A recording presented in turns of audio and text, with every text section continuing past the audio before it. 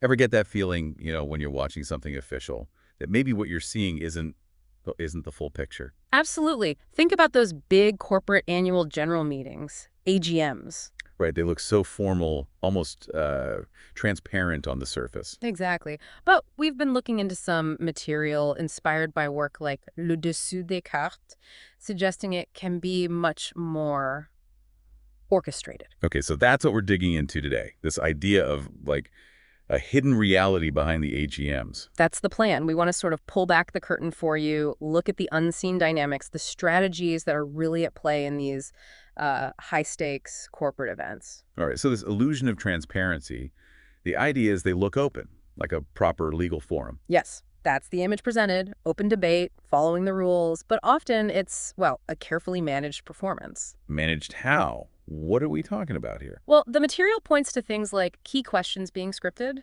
They're asked by shareholders who are, shall we say, friendly to the current management. Ah, so not quite the spontaneous grilling it might seem like sometimes. Not always, no.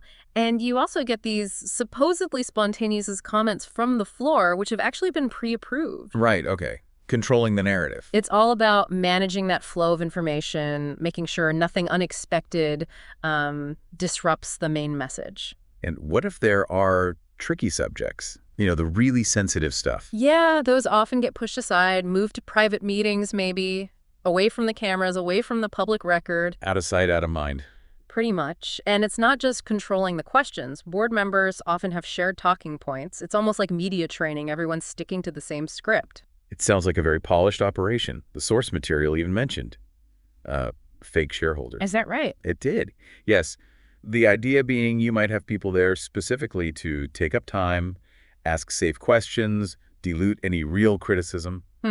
Just controlling the floor, basically. Controlling the floor, managing the mood, yeah. Preventing tougher questions from getting much airtime. Okay, so why? Why go to all this trouble? What's potentially being hidden? This is where it gets really interesting, I think. Definitely. There are a few possibilities suggested. One could be, say, an unannounced hostile takeover attempt bubbling under the surface. Hostile takeover, wow. So not public yet, but maybe there are signs. Subtle signs, yes. Things the company wants to absolutely downplay.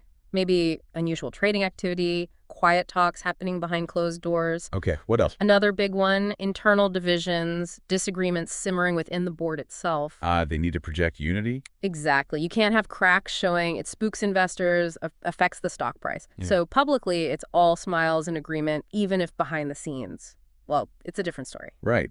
And there was something about a major shareholder acting quietly. Yes, that's fascinating. Someone maybe accumulating a significant stake. The example given was around 12%, but doing it quietly, building alliances sort of under the radar. That could totally shift the power balance without anyone realizing until it's too late. Precisely. So the AGM itself becomes less about genuine reporting and discussion. And more like theater. A staged play.